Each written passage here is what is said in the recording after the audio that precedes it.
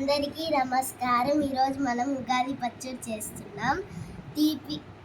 తీపి కోసం బెల్లం, పులుపు కోసం చింతపండు, వగరు కోసం మామిడికాయ,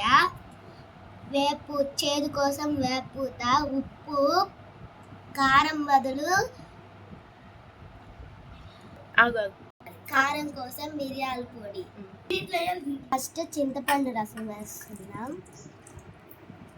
తర్వాత మామిడికాయ,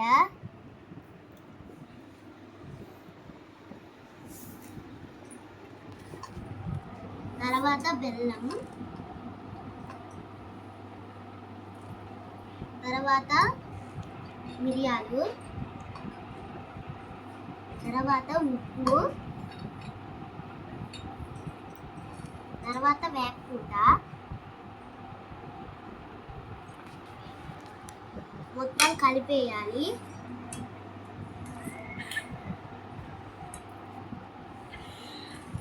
కలపాలి.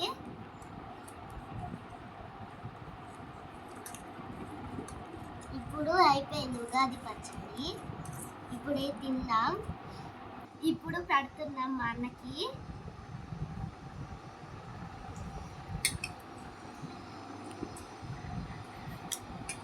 చాలా బాగుంది.